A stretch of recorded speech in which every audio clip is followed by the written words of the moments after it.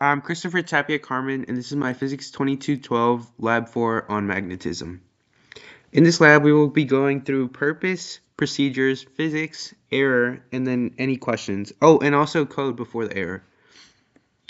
All right, the purpose of this lab is to show how magnetic fields change within different distances and whether the distance is on or off axis. Also, find the magnitude of the magnetic dipole moment of our magnet and compare experimental versus computational models. All right, physics behind this lab, mainly Biot-Savart law. He's a French dude who just basically mathematically proved magnetism. But we're using this equation on the left for the dipole, since we considered the magnet a dipole, where B equals mu naught over 4 pi, which is a constant, times 2 mu over r cubed. And then eventually, further into the lab, you're going to see why we try to find mu along these different lines and took the average. That was to find our average dipole moment, which is 4.3.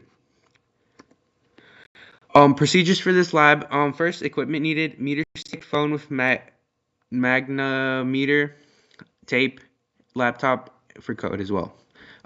So find the magnometer on the phone and make sure it's aligned with north. Then just measure the magnetic moment B at different instances, both being on and off axis, and then just record all your data on the given Excel sheet, which I put a link down here, and then write a computational code to compare your results with the experimental and computational models. All right, results. So we got this graph. Obviously, it made a line of best fit, but we got our value to be negative 4.6277, around that. And then for off axis, these are our values, and then our averages, and our average B value is 3.166. And then for our actual code, so here comes the mu mag of what we found beforehand, which was around 4.3, because we took the average of each of 5 different points. This code over here gives us our actual arrows, and then this one is just the formula to find the actual magnetic field at that point. This is what our code gives us, and it gives us that B at 45 degrees at distance D equals this. Observations. Which of these statements describes what you observed? So it's the first and the fourth. When the magnometer is far away from the magnet, it measures a near zero magnet field in the x direction.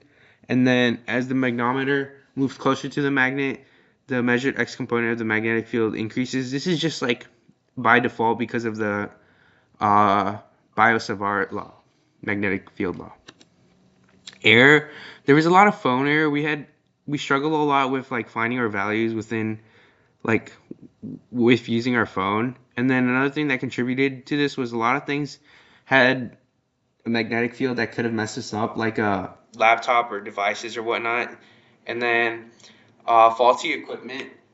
I highly doubt that phone companies make phones with the purpose of students using the magnometer, so I don't think it's that accurate. Questions. What if we hadn't oriented our experiment to compensate for magnetic north and had instead laid out our meter stick at some intermediate angle with respect to Earth's magnetic field? How would your results change?